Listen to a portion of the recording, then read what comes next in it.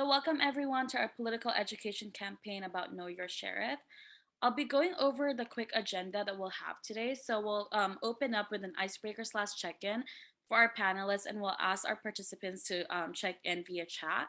We'll also do introductions with the people in our panel, along with an overview of the Justice Reinvestment Coalition, what the political education campaign is, and an overview of the sheriff on how and what their role consists of.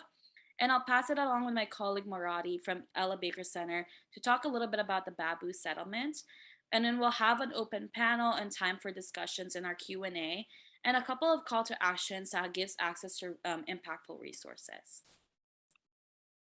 So I'll go ahead and kick off the icebreaker and ask our panelists, what would you do with almost $500 million budget for our communities?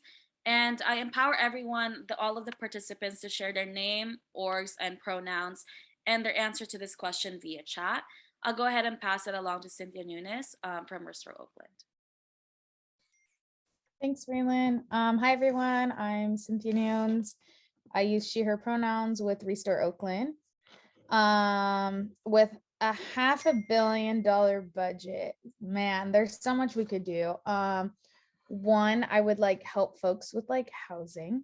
I would plant more community-based resources. So more just life-affirming resources in our community, right? Whether that could be through artwork for our youth, whether that could be through, I don't know, gardening, community gardens, music. Man, there's so much. Also, just cleaning up our communities too, right? Yeah. What about you, Marati? Okay. Hi, everyone. My name is Marati. I use they, them pronouns. I'm an organizer with Ella Baker Center. And with $500 million, I would or billion, I think I would have rent out a clinic and make sure everyone's doctor appointments are all set and paid for the next couple years. Make sure everyone's needs are met, housing, food, really start investing in programs that have been going on to sustain our communities. Check. Thank you both so much for checking in. And I wanted to second all has been said. I think for me too, it is then empowering our communities through reinvestment and redistribution of wealth in regards to creating, like they mentioned, sustainable housing, sustainable resources for academics, or even healthcare, right? So thank you all, and also please feel free to continue checking in via chat. I wanted to introduce our speakers today. So we have Marati Chim from Ella Baker Center, we have Cynthia Nunes from Restore Oakland, and I'm here as a representative for GRCAC, and our coordinator, Danny Tongsi, is not able to be here today, but if he sends his gratitude to all of those who attended. So I'm going to go ahead and talk a little bit about what GRCAC is. So the Justice Reinvestment Coalition is comprised of community-based advocacy organizations committed to creating a fair and just public safety system based on effective practices that invest in our communities, our families, and our people. So within JRCAC, we are part of a coalition of partners of organizations within the Bay Area that also then fosters and empower advocacies and policies around reinvestment, right? Within this, our partners ignited the political education campaign to educate its residents to actively participate in shaping policy that affect their communities, right? All of our partners now are collectively taking actions to then garner support and empowerment through our citizens. And this is highlighted in our campaigns such as the DA Accountability, AB 109 Reentry, Free Our Kids Coalition, the Incarcerate Alameda County, along with our political education campaign. So now let's dive right into the topic of who is the sheriff, right? So the sheriff is an elected official, and the current Alameda County Sheriff is Greg Ahern, and he has actually held this position since 2007 and has run uncontested for 3 consecutive election cycles, and the next sheriff race will actually be this year in 2022. So you might ask, what do they do, right? So the sheriff is actually the chief of law enforcement officer in the county, and they have many roles, some of which may include these, as you see depicted on your screen. So they operate and oversee the county jail, which is Santa Rita County in Alameda County. They patrol and provide investigative services to unincorporated areas of Alameda County, such as Cherryland, and they're contracted by the police department and the city of Dublin. They also do enforce court orders like evictions, and they're also the coroner, which means that they sign off on death certificates and have the last say in labeling how someone died, and even in the jail too. So note that the sheriff and the coroner jobs used to be separate elected positions, and Alameda County has consolidated them, creating extreme conflicts of interest and transparency, right? Because now you have two roles that were then separated and divided, consolidated into one. And they're also the Office of Emergency Services and Director, which gives them a lot of power under emergency situations, right? So, emergency can be defined in many terms. And for example, during the 2020 George Floyd protests, all of Alameda County went under curfew under Ahern's order. And our county is also designated as the Emergency Mutual Aid Coordinator. They also have a few contracts to provide security / law enforcement within public transportation, such as AC Transit, public hospitals such as like Highland Hospital, Oakland Airport, and Oakland Coliseum. So you can see in the wide ranging of arenas such as public transportation, hospitals, or even Coliseum, which holds a lot of events within our communities, they have power over. And so you may ask, how do they do it, right? So, like we mentioned, this sheriff has a bloated budget, and the amount that we actually checked in today is the budget that's allocated for their role. So, Santa Rita Jail is Alameda County's largest mental health care provider, despite the fact that the jail actually has no place to help people with mental health needs. And the county sheriff, Ahern, is responsible for more lawsuits than any other law enforcement department in the Bay Area. The county sheriff has $500 million budget as it stands, and the sheriff's office unnecessarily collaborates with ICE, also known as the Immigration and Customs Enforcement, and is still being fought under the Vision Act today. The sheriff still has a lot of influence over local police departments as well. So now you may ask how you can plug in as community members and or just leaders in your organizations, right? How can we hold them accountable? And it begins with educating those around you about the role and the power of the sheriff. So you actually joining in today in our workshop allows you to then create that sustainability of then passing on the knowledge to those who you may know. And voting for the implementation of a citizen sheriff oversight body pursuant to AB 1185. Separating maybe and also amplifying to separate the coroner and sheriff, right? Like San Francisco, and make the medical examiner and coroner a position that must be appointed by the board of supervisors with specific criteria. And lastly, like we talked earlier, is that redirecting funds from the sheriff into the community, especially around mental health. And this can be seen through our Free Our Kids Coalition and reinvesting to our youth in all of the advocacies that they're trying to empower. So we also wanted to highlight some of our successes and victories that we've had in the past in regards to the campaigns that we have instilled within the coalition. And some of these past wins include Abolition Urban Shield from Oakland, Moms for Housing, Audit Ahern campaign, and Dacian Ford. So talking a little bit about these successes, the Abolition Urban Shield from Oakland is a regional, national, and global weapons expo squad training that takes place in the Bay Area. And essentially, Urban Shield was created by Alameda County Sheriff Gregory Ahern in 2007 and has been held in Alameda County every year since.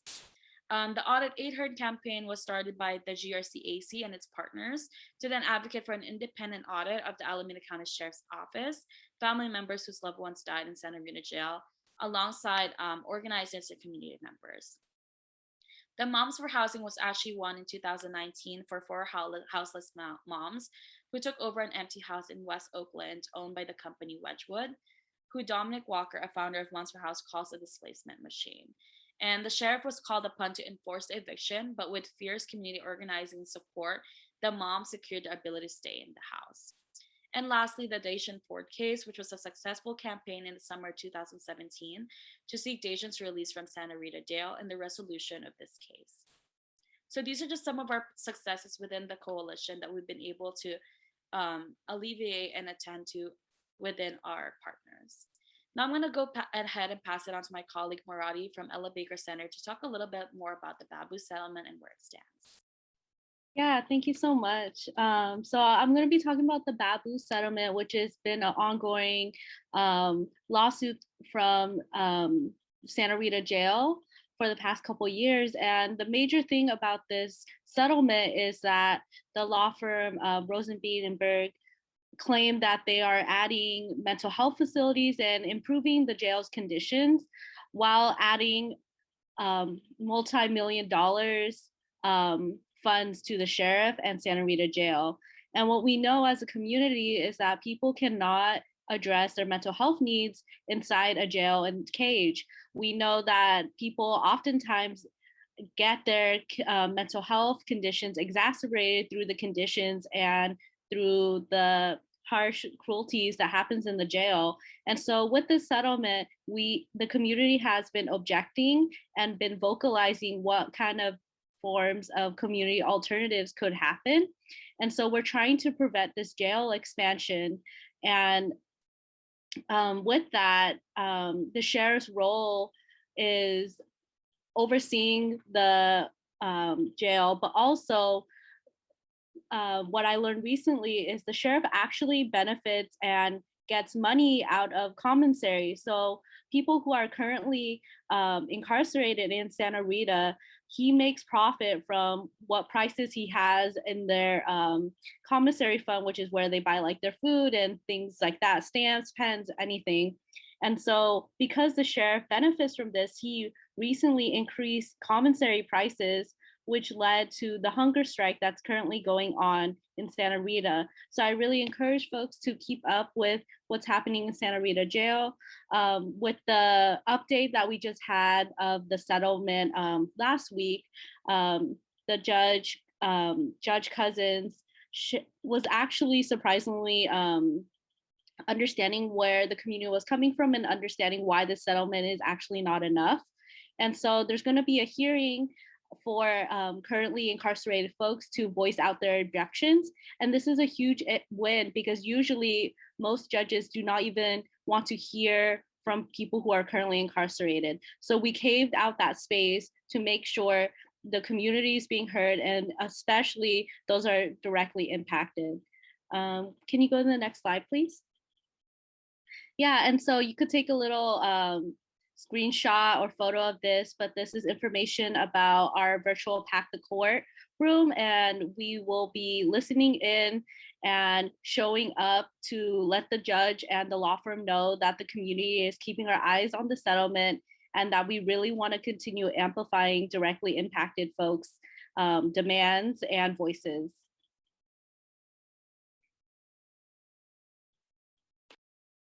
Thank you so much, Maradi, for giving us the brief about the Babu settlement and where it stands right now, and also how community members and folks can plug in. Now, I want to transition to our panel, and I wanted to ask and encourage everyone, if you have questions right now of what's been presented, to type them in the chat, and we will have a section later on to address them as well. So I wanted to begin with this first question, which asks, what is the sheriff's budget and how does that make you feel? For community members like Cynthia Nunes, Maradi, and all the folks joining in the call also, right? How this has affected you. And I'm going to go ahead and pass it on to my colleague, Cynthia, to kick us off. Thanks, Raylan. Yeah, so currently, I think as Raylan said earlier, right now, the sheriff has over a $500 million budget as it stands. So additionally, this year for the 2022 budget, Sheriff Ahern had asked for an additional $34.6 million to add to his budget to pay for 96 new positions in Santa Rita. Asking to staff 96 more positions when they already had 106 fully funded vacancies in the jail at that time that they couldn't fill. So it was adding another, so this would bring it up to like 200 open vacancies that were fully funded. So it was just like money sitting in the sheriff's pocket without actually hiring folks. And this was all happening at the same time where advocates from the county and like the community were calling in because St. Rose Hospital in Hayward, it was like struggling so badly and needed funding. And rather than like helping a hospital that like a lot of folks truly depend on, a lot of like people of color that go to that hospital specifically, um were like begging for funding and resources for, and were met with giving more money to the sheriff. And organizers from formerly decarcerated Alameda County and a lot of families impacted by incarceration and police violence were fighting to cut part of the sheriff's budget to fund healthcare, to fund mental health support, to fund like actual community-based resources that could help our community members.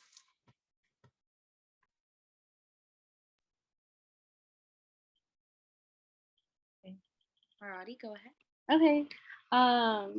So I think the sheriff's budget is astronomically unfathomable in understanding like how much money they have to buy new toys as weapons, and also how that money could be invested in so much of community needed necessities and life sustaining structures. And so it how it makes me feel is like it really puts to picture how the US is prioritizing people and marginalized communities and funding these structures. To answer some of the questions in the chat, we don't have the data exactly how he uses the profits from commissary, but we do know it funnels into him. And then for folks to know, the sheriff election is happening in June. And that's really important to note because the past like 3 elections, he was basically run like, what's it called? Uncontested. Thank you. Thank you both. And we're going to go ahead and navigate to the next question. I wanted to ask both of the panelists today, why is it important that we hold them accountable, right? Like from everything you've shared, why is it that the community should even care, right? Or like, how is it holding them accountable going to change the infrastructure as a whole?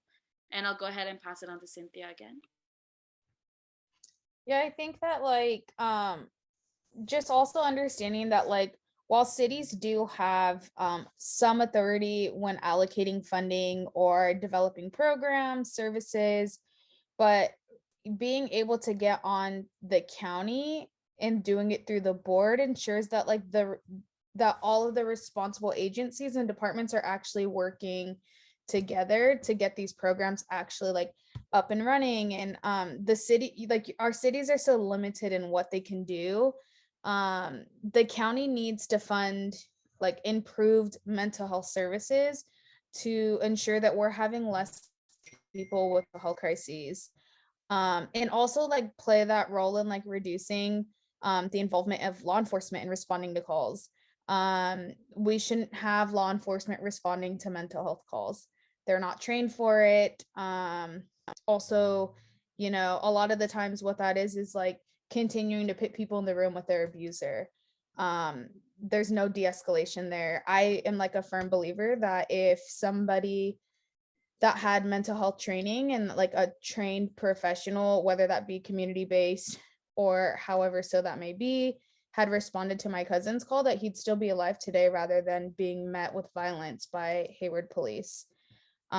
So just understanding that like there are city programs that exist, there are county programs, but all of them now are law enforcement presence, like have a law enforcement presence, at least as of now.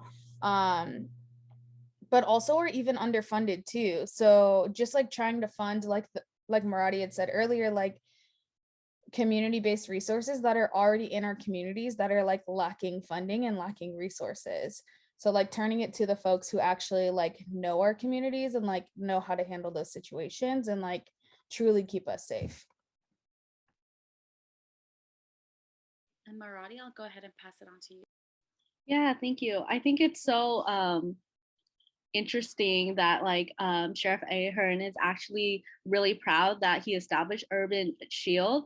And historically, Urban Shield is a soldier training program that comes from Israel, which is a apartheid settler colonial state that's active in their displacement of Palestinians.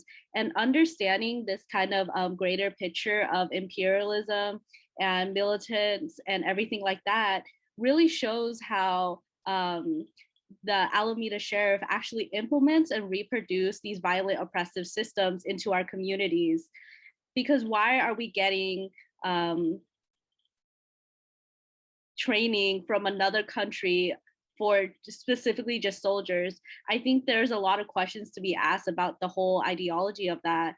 But going back to my point about self-sustaining structures is that communities are forced to think in the budget as a scarcity, when actually each time, again, every time the sheriff asks for money, we are shown that the budget is abundant, that it is limitless, but we don't get access to that. So it's really important to hold them accountable to make sure communities are completely met their needs, and so we could reimagine what is possible in having healthy, sustaining communities.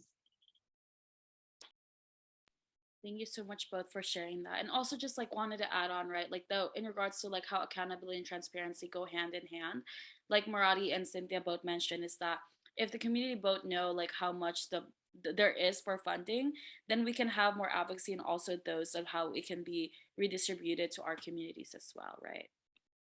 So I wanted to ask, leading on to that too, how can community members then influence budget decisions, right? Some people or some folks and individuals within the call might be asking themselves, like, so how can we influence their budget decisions, right? And what are some ways they can plug in? Cynthia and then Marati. Thank you. Yeah, I think one, sharing knowledge with your community. So literally having sessions like this that are open to folks in our community to like educate, give opportunity for people to like ask questions and like really get to know more about like the sheriff and the budget, and on like a more personal level that like breaks it down. Calling your elected officials is like one way. And also like one of the main things, especially it's 2022, is like influencing media and being able to change the narrative and like in our own way. So whether that be publishing op-eds, writing letters to editors, social media content, memes, videos, TikToks, resharing like stories, and like importantly like resharing positive stories, because I think like a lot of the times um communities, especially like communities of color or that are struggling, like there's always so much negative shared in the media about like our communities, and it's like being able to reshare those positive stories to just like show humanity and like show like who our family members and community members and friends like really are, instead of being like depicted to these like terrible people that like it's just not accurate. um yeah, Marati. Yeah, thank you for that. So I think there's multiple ways for people get involved in activating their political power. Folks can first find out who their county supervisor is, and just even save that county supervisor's phone number on your phone to make sure you could call and voice out every time there's a call to action. Practice getting engaged in public comments. There's so many different coalitions, especially in the Bay Area, that's centered and focused on decarceration, and volunteering your time and knowing what your strengths are to volunteer in these coalitions, like making graphics or like phone banking or outreach and things like that, is all necessary parts in sustaining ourselves. Additionally, I'll just add like building relationships with like these county supervisors and agencies, and involving yourself in direct actions. There's usually always calls for people to to be involved with phone banking and toolkits and things like that. And there's always forms of information circulating to help support and uplift. Thank you for so much for sharing that. And I just wanted to hop on and also just kind of collect those trends of the resources that we will actually share, 3 resources that will be very impactful towards the end of the call. But at this time, I just wanted to open the floor for our participants to ask any questions they may have, and if they'd like to unmute or even share that via chat.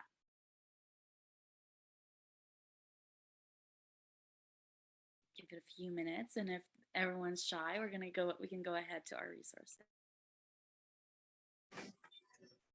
Hi, this is Lisa from Open Rising. I was just wondering if you could expand a little bit more about the Babu case? Because my understanding is that the federal government, through the Department of Justice, had actually put out a report saying that in 2021, saying that the reason why we have such high incarceration rates in Alameda County is that we're not funding mental health services at an adequate amount, and that that the sheriff's department at Santa Rita is actually in violation of the American Disabilities Act with their mental health services. So I'm really confused how the sheriff is able to continue to ask and request funding, and how the Babu case might be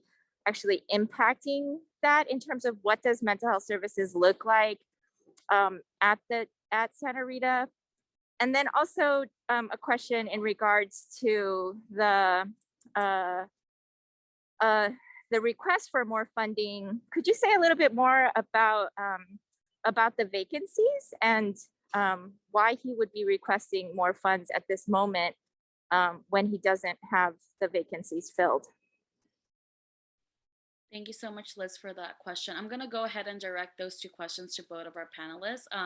Muradi, if you can tackle the question about Babu, and maybe Cynthia, you'll tackle the question about the vacancies.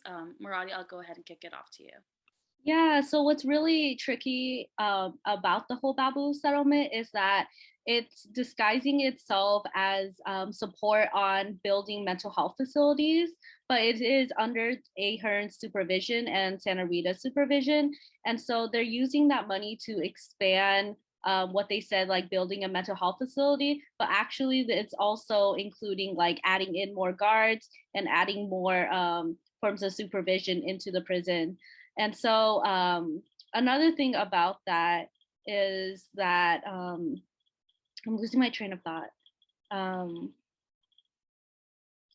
That we're letting the judge know that Santa Rita jail is not safe for them to build a mental health facility, and it should be a separate entity, and try to really separate those two structures.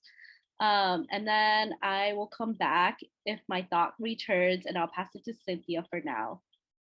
Before we pass it on to Cynthia Muradi, I actually did have a follow-up question. I was wondering in regards to the Babu settlement, because I know, like, I've been working closely with the Free Our Kids Coalition for the petitions for like the prone restraints and all of that, and the pepper spray.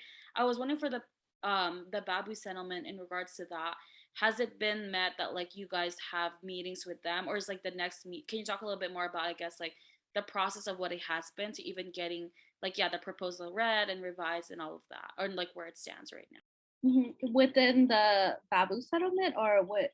Okay, so we've been working for the past couple of months to review their timeline and sent several letters and concerns outlining things that can improve to the law firm who's handling the settlement.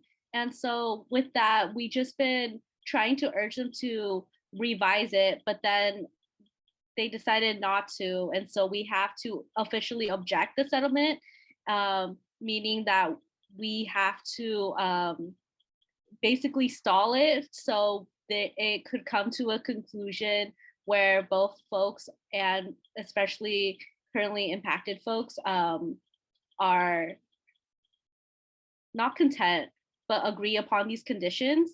And so far, we've been using the objections to really show how we do not agree with the settlement and how they're planning to build this facility. Thank you so much for sharing that. I wanted to post that question just for also folks like on the chat that may have not had capacity to follow through the case, because I know that it's been ongoing for a while now, right?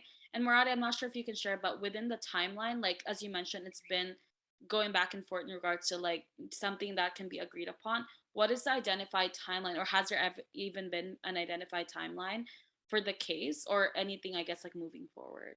Yeah, so last week, we had a hearing where the judge could have actually approved the settlement, But because of community pushback and power, we were able to postpone the hearing and for him to understand and finally listen to currently incarcerated folks. So there isn't a exact timeline of when things could be finalized, but we're just hoping that the judge could actually really hear from people currently incarcerated and really understand community concerns to see how the settlement is insufficient to meet community needs. Thank you so much for that, Muradi. That's amazing. And I hope that people can plug in also in the upcoming meeting. I'll go ahead and redirect the second question to Cynthia Nunes about the vacancies and essentially the sheriff asking for more of a budget to allocate for those openings. Yeah, so I guess what I'll do is like kind of go over like what we like to call Alameda County's like jail, like their funding saga. So in May 2020, the supervisors approved like by a 3-2 vote an additional 106 million annually for jail staff. So what that would be, it would phase out in over 3 years.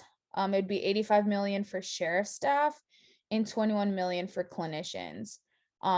So by June of 2020, the first installment for fiscal year 2021, the board allocated 12 million for 77 new jail staff and 6 million for 19 behavioral health staff.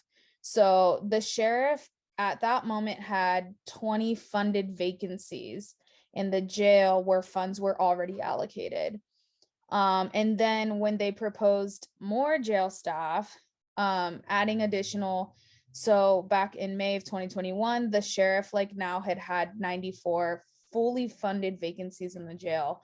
And some of the reasoning behind why the sheriff was asking for more funding, and not using the funding that they already had for like the 40 fully funded vacancies was that those 40 fully funded vacancies, like that money, according to the sheriff, needed to stay in like their pocket for people's like vacation times and like for pay like that. So folks were going to go on like vacation and stuff. They needed those vacancies just in case, which is why they, according to them, were asking for more because they felt like they needed additional staff as well on top of that. Which in my opinion isn't like a very great reason, obviously. But yeah, so basically the sheriff could not even like fund those positions and like couldn't hire for those positions, but asked a budget for more staff. So now like sit with like a ton more vacancies currently. I don't know if Liz, I really hope that helps answer your question. And I had a follow-up question to you, Cynthia. Are you aware of if those like positions were filled or like if that budget proposal was granted for that year? The budget proposal was granted. As far as like if there were funded, I don't, as of right now, I don't believe so. I do know that instead of what he had originally asked for, I do know the Board of Supervisors did a little bit less. They ended up granting an additional $34.6 million for additional jail staff, which would which for this fiscal year would have been $26.8 million for sheriff jail staff and then $7.8 million clinical jail staff. So all that money went straight to the jail. None of that money was allowed to be used outside of the jail, the 34.6 million. Thank you so much for sharing that. Also just wanted to highlight, right, and amplify that because of that, like that budget or that funding wasn't allocated directly to house in the sheriff and like his role rather than it being like redistributed to like the funding and like the alternatives that we mentioned, right? And just wanted to highlight also that it was shared in the chat by Richard that it seems that the major factor for the Baboon settlement is that the budget is a zero-sum situation, and more money to support therapy in the jail means less money for alternatives, be that it's housing, prevention services, or community-based treatment programs. And completely agree that that is a major factor within the settlement as well. Again, also, sorry, Raylan. Just to add to, just like for like a side note, is that like currently, well, I don't know like how current, these are numbers from a couple months ago, but Santa Rita has like houses federal prisoners as well. So this was back in June, I believe numbers. There are 400 federal prisoners in Santa Rita, which was like nearly 1 in 5. And the federal government pays Alameda County $54,000 per prisoner a year.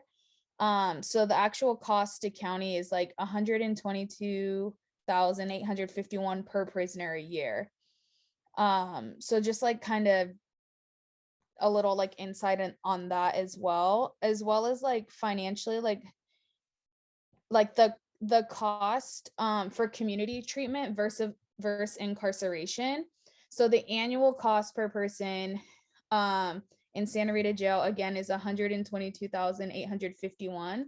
Subacute inpatient care, which would be like Villa Fairmont, is 62, just over 62,000. Permanent supportive housing is 39,000, and full service partnership is 28,000. And then like cost per person to establish like new treatment beds. So crisis stabilization units are over 321,000. Psychiatric hospitals are over 343,000. Crisis residential treatment is over 183,000, and licensed boarding care is 100,000. So we'll share all this information with y'all too, but just like kind of getting an idea of like what the cost like differences are to do like community treatment versus incarceration. Yes, thank you so much for that, Cynthia, for sharing those numbers, right? And also just want to share that more jails were actually built than schools within like the last year, and that trend continues from like the last few elections and so on, right? And just wanted to highlight that 122,000 per prisoner per year. Just imagine how much money that can be allocated for to like then reinvest, right?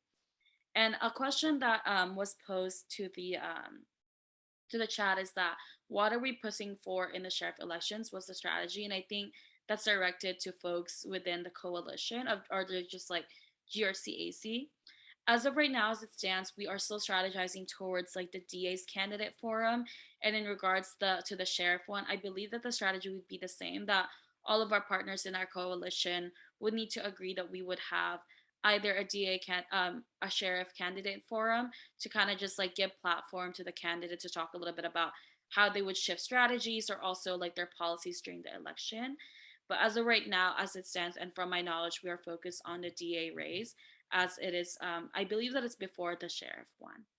And yeah, I just want to empower anyone on the coalition who would like to share if they know of any. But as of right now, to answer that question, I believe that the strategy would be the same, agreeing upon all of the folks in the coalition to partner if we're open to a candidate forum, and then just giving a platform for like the sheriff to then, yeah, just like share their policies and share their strategies if they were appointed.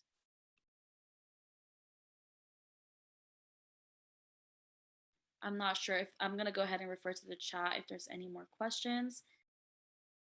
And yes, just wanted to say also thank you to all of the questions along with our speakers for sharing their knowledge on the topic.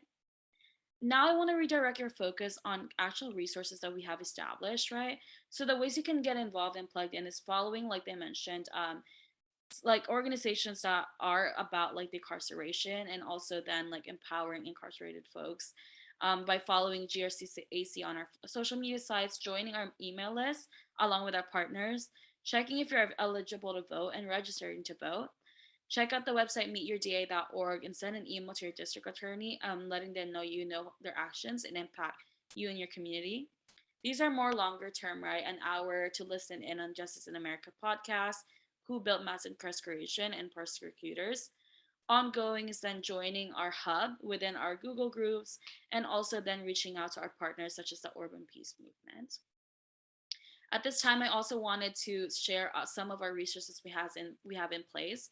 So if you scan this QR code, you will be led to our digital toolkit that essentially then details all of the roles within Alameda County, from the Board of Supervisor, the District Attorney, the Sheriff, and all of these different moving parts have greater impact within our community. And also the history, how we can hold them accountable, when the next race is, and all of that is detailed on that digital toolkit.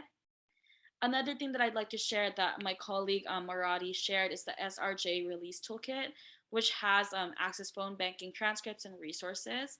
And at this time, I wanted to share it to Marati. If you can talk a little bit more about the resource. Yeah, so the resource really highlights the surge of COVID cases inside Santa Rita, where almost like over, I want to say around more like 50% of folks are already being affected by COVID. You could check the toolkit for the exact amount of people, but the fact that the DA is not adding enough protective security for currently incarcerated folks, and also at the same time not releasing folks. And so we know decarceration is just one of the most effective ways to minimize the risk of getting more people affected by COVID. But she has been really reluctant, and she's been talking about how the court is slow. So we've been really adding pressure to make sure she knows that we are looking at that number every day of COVID cases inside Santa Rita, and really urging her to take action and many different forms, like we listed in the toolkit, of all the different ways that she could release people and all the ways she could support decarceration and minimize the COVID concerns there. Thank you so much, Marati. And as they've shared, we have that toolkit also has banking transcripts as well as like who to call, who to email, and all of those like following guides that you can plug into. Another resource that I'd like to highlight is then the Decarcer Alameda County Budget 101 training, which has more of a detailed information how you can help the budget and more so like enforce policies around that. And I'll go ahead and pass it on to Cynthia, who actually worked and collaborated on this resource. Thanks, Raylan. Yeah, so I also put the link in the chat for folks. So what this is our slide deck that we used for the budget training we did last summer. We also do have a recording of this training. So for anyone that is interested in that, I will drop my email in the chat if you want to get like an actual recording to like hear, like actually hear from the speakers that all spoke. I'm happy to share that as well. But this is just going to go over like all things county budget. But just keep in mind that this was in regards to fiscal year 2021-22. So that is like the current budget as it sits right now. Thank you so much, Cynthia. So I empower everyone to check out this resource to learn a little bit more about the budget within Alameda County, and just also to keep in mind that it was for 2021 and 2022. And that is all. I know we're ending it all in a little bit earlier than 10 minutes before, but I wanted to give back this time to all of the folks who joined in tonight, and also our wonderful speakers who collaborated and participated within this workshop. I empower everyone. We will save our recording, and we're working on our GRCAC YouTube right now to have all of these workshops live there. So just want to empower everyone to share this, and we will also send out a tiny URL where you can access the recording. And as our like tradition stands, we like to end up with a closing. So before everyone hops off, if you can share within the chat a one-word closing you have from this workshop, whether how you feel right now. So I empower everyone to just share that. And I just want to also say thank you from GRCAC for joining in tonight. Thank you, everyone. Have a good evening.